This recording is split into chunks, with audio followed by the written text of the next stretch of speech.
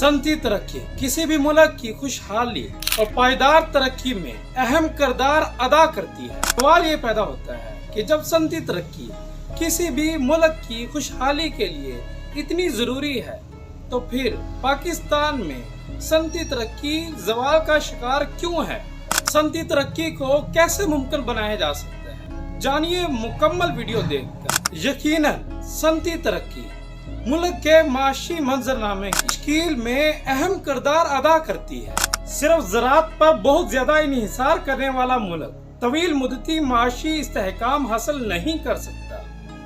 सनतें मुलाजमतें पैदा करती हैं, आमदनी पैदा करती हैं और बैरूनी झटकों के खतरे को कम करके मईशत को मजबूत करती है। जैसे जैसे कोई कौम अपने आप को सनती तरक्की के लिए तैयार करती है, वो गैर मुल्की सरमायाकारी को राग़िब करती है और अपनी बरामदी सलाहियत को बढ़ाती है। सनती पैदावार में इजाफा गैर मुल्की ज़र मुबादला की ज्यादा आमदनी का बाइस बनता है, जो मुल्क की माली पोजीशन को बेहतर करता है और मुल्क को खुद कफील करता है, जो मुल्क की माली पोजीशन को बेहतर करता है और मुल्क को खुद कफील बनाता है। माशी इस्तेहकाम लाने और ज़र मुबादला के ज़खायर में इजाफा करने के अलावा सनती तरक्की कुदरती वसाइल का बेहतरीन इस्तेमाल का जरिया है। जदीद मशीनरी से ज़राअत में बेहतरी आती है, दिफा का निज़ाम बेहतर होता है, इंफ्रास्ट्रक्चर जैसे प्रोजेक्ट्स को फ़रोग मिलता है। पाकिस्तान की तारीख का जायजा लेने से मालूम होता है कि आज़ादी के वक्त बरसगीर में 921 यूनिटों में से पाकिस्तान को सिर्फ 34 यूनिट्स मिले थे, जिसमें से टेक्सटाइल, सिगरेट, चीनी, चावल, आटा की सनतें शामिल थी। 1958 से 1968 तक जनरल अयूब खान के दौर में पाकिस्तान ने कदर सनती तरक्की की, मगर वह भी बाद में बैंकों के कर्जों में सियासी असर रसूख इस्तेमाल करने के बायस कम हो गई। इसके अलावा दूसरी वजह भुट्टो साहब ने सोशलिज्म के मॉडल की पैरवी करते हुए इन सनतों को कौमी तहवील में ले लिया। मुलाजमीन के नजी से सरकारी हो जाने की वजह से उन्हें सुस्ती और काहली की आदत पड़ गई, जिससे सरकारी तहवील में ली गई कामयाब तरीन सनतों का दिवालिया निकल गया। बाद में अगरचा संतों को दोबारा नजी शोबों के हवाले किया, मगर फिर कुछ हाथ न आया।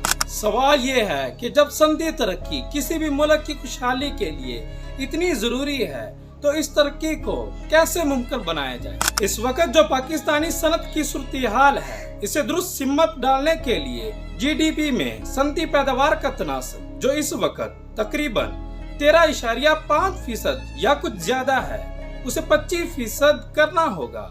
सनती अशिया की बरामदात इस वक्त कुल बरामदात का 77% है, तो उन्हें 85% करना होगा। सालाना शरह नमू 5% से बढ़ाकर 10% करना होगी। GDP की शरह को बढ़ाने के लिए बरामदात को $40 बिलियन तक ले जाना होगा। तरक्की याफ्ता मुल्क चीन ने छोटे और दरमियाने दर्जे की सनतों को फरोग देकर इंडस्ट्री में मुमताज मुकाम हासिल किया। इस काम के लिए चीनी हुकूमत ने छोटे सरमायाकारों को आसान शराइत पर कर्जे फराहम किए, बिजली गैस के नर्खों और टैक्स की मद में रियायत दी। हुकूमत ने घरेलू सनतों में बनने वाली मसनूआत को बैनुल-अक़वामी मंडी तक पहुंचाने का फरीजा भी खुद ही सर अंजाम दिया।